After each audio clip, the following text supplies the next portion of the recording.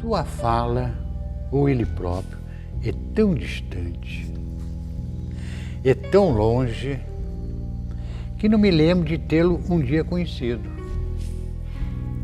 Se veio, se chegou, ele está entre nós apenas através do forte sussurro de suas cores e formas.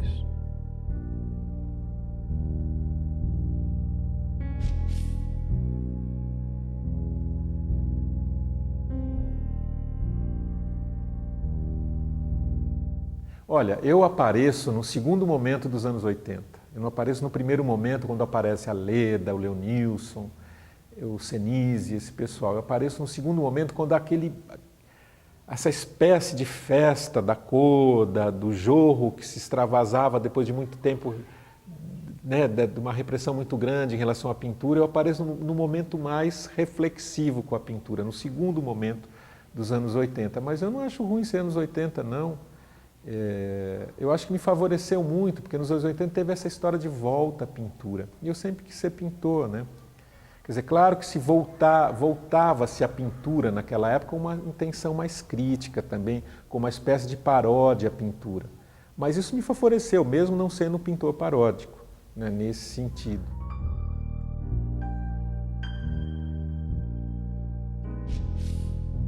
A grande questão da minha pintura é a cor. É uma descoberta recente essa para mim, porque eu, casa de ferreiro, espelho de pau, né? Porque eu sempre achei que a minha grande dificuldade fosse com os temas, continuo achando. Mas eu acho que os temas servem muito à cor. Eu acho que descobri, acho que isso recentemente, que o conteúdo, a parte de maior eloquência no meu trabalho, acho que é essa relação com a cor. A cor fala mais, ela diz mais quem eu sou e o que eu quero com o meu trabalho. A minha primeira exposição foi foram desenhos, mas não era propriamente desenho, era desenho com lápis de cor. É como se eu estivesse tentando recuperar e resgatar aquilo com o meu começo. Eu tenho uma obsessão com essa história de origem. Daí eu passei para o gouache. Usei um ano fazendo gouache, enfim, hoje eu lembro daquilo com muita saudade e tenho muita vontade de voltar para o gouache, que é um material mais seco, mais direto, ele não tem tanto a sedução do óleo. E depois eu fui para o óleo e estou no óleo até hoje. Do acrílico eu não gosto muito. Eu acho que para o que eu faço, o acrílico não responderia tão bem, porque o acrílico não aguentaria tantas nuances de cor como o óleo aguenta. Poucos artistas trabalharam essas matizes com tanta especificidade, sabe? Assim, cobrindo superfícies largas e criando contrastes, os trabalhos vibram. E isso faz dar força na poética que ele se propõe a criar. Um sentido poético também. A cor carrega um sentido do que é o meu trabalho. Então, como eu tenho uma dificuldade, sei lá, minhas formas não se dão de chofre. Você não vê uma pintura minha, eu gosto quando você olha uma pintura minha, você não aprendeu todo de uma vez. Tem uma certa figura e fundo complexa, uma coisa revertendo na outra o tempo todo. Então acho que a cor tem que ter algo semelhante, ela tem que ter um pouco essa espécie de ambiguidade, um pouco essa espécie de funambulismo que eu chamo. Funâmbulo é o homem que caminha na corda bamba, né? É uma expressão que o francês usa muito, né? Um funambulismo. Um funambulismo entre a figuração e a abstração. Seria aquele pintor, sei lá, como Volpe, nesse sentido. Quer dizer, é uma figuração funâmbula, porque é e não é figurativo, então algo que não está lá nem cá. Eu acho que a minha cor tem esse sentido de funambulismo, eu gosto disso, dessa coisa meio incerta.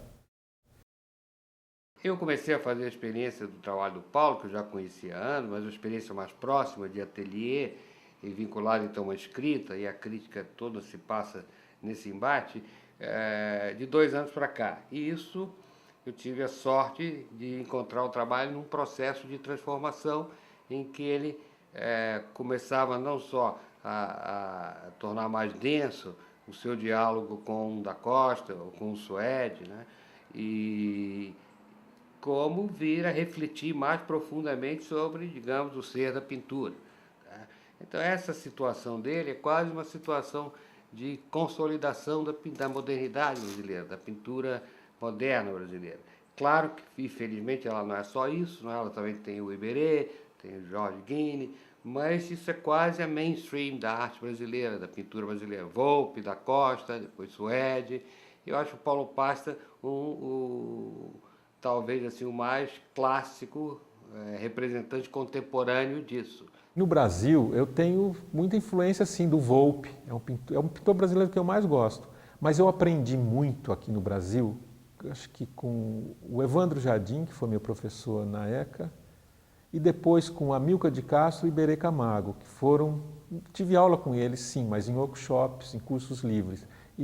E assim, por uma sorte minha, consegui estabelecer uma relação muito boa com eles, muito profícua, verdadeira. Eu conversava com eles, principalmente com o Amilcar. Ele era um interlocutor muito importante para o meu trabalho. Eu sempre ficava muito admirado da argúcia do Amilcar, da capacidade de ver e de ser sintético no que via e no que falava. Com uma palavra ele te dizia tudo, muito parecido com o trabalho dele, né?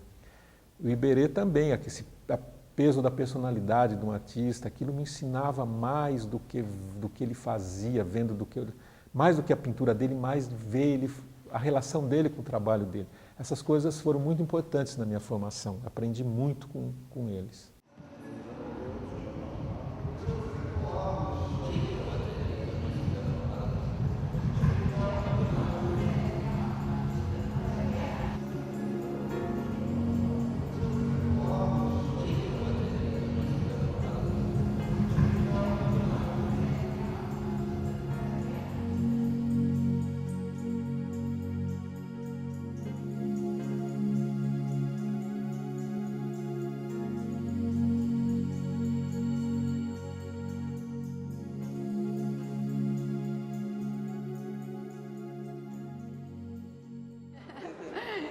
Eu acho que a força do trabalho do Paulo vem muito mais do que ele escolhe não colocar na imagem do que o que realmente está representado. Eu gostaria de não pintar nada, mas para pintar nada você tem que partir de alguma coisa.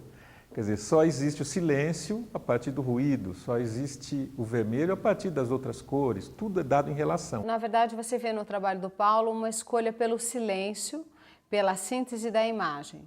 Ao mesmo tempo, não só isso, mas ele lida com toda a tradição moderna de pintura, assim, acrescentando um tipo de afetividade que não está presente na questão da geometria abstrata pura, entendeu? Não é isso. As pinturas do Paulo têm uma temperatura e elas são quentes, assim, né, normalmente, uma espessura. Então, isso aliado a essa escolha de um signo muito enxuto, traz uma característica única para o trabalho.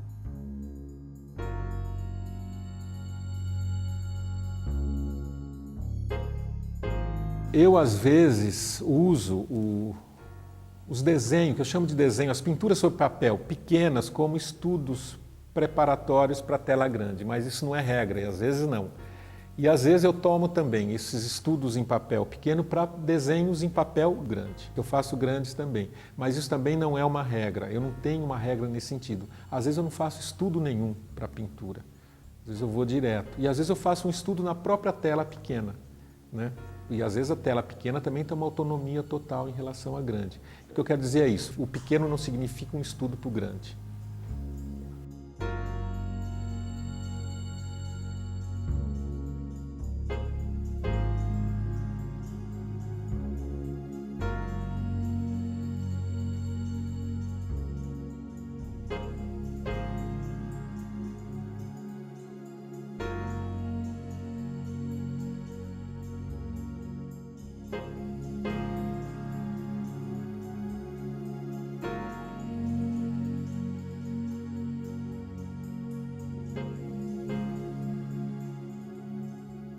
Eu já usei ogivas, arcos, colunas, cacos, que eu chamava de cacos, uma série que eu fazia de lápis apontado, que na verdade é o intercolúnio, né? Que é o espaço entre duas colunas, dava um lápis apontado. Uma certa época eu fiz uma experiência com a forma do peão, esse brinquedo infantil, porque eu queria uma forma mais arredondada. Aí o que sobrou do peão também foi um espaço entre os dois peões que me sugeriam uma espécie de ampulheta. Depois disso só sobrou o final dessa ampulheta, que me sugeria uma espécie de pata de elefante e ao mesmo tempo me dava uma espécie de um cálice, de uma taça. E aí vieram as vigas. As vigas é como se fosse um quadro dentro do quadro. Viga mesmo, viga de arquitetura. A viga baixou, apareceu a cruz. Junto com isso eu tenho esse tema que eu chamo do funambulismo, que são umas espécies de garrafas invertidas, né? Que você não sabe que está na frente, está atrás, está em cima, está embaixo. E eu vou somando esses temas, eu gosto dessa somatória de repertório. E quanto mais eu tenho, melhor. Quem é o mestre nisso para mim é o Volpi. O Volpi é de uma riqueza inacreditável, nesse sentido também, né? Eu acho que é inextinguível a capacidade que o Volpi tem de ir arrumando formas para pintar.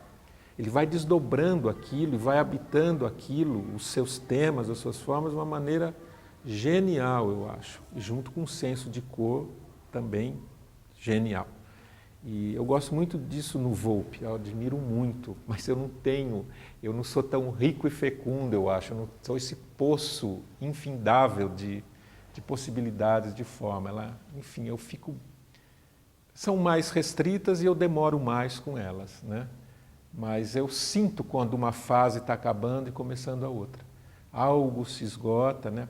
E aí eu acho que esse é o sentido da vida e o sentido da arte. Está tudo em mudança, está tudo mudando. O Amilcar foi um interlocutor muito importante para o meu trabalho.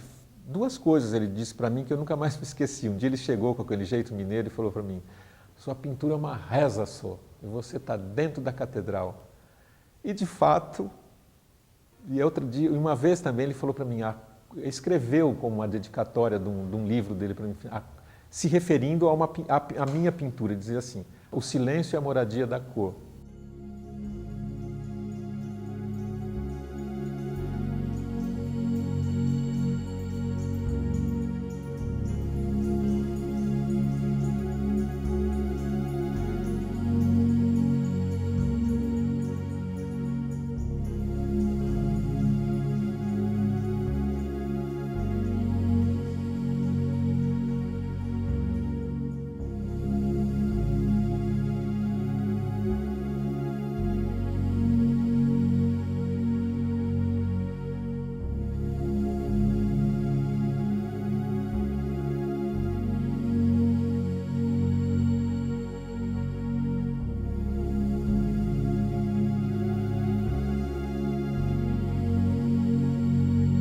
Paulo é sombra visível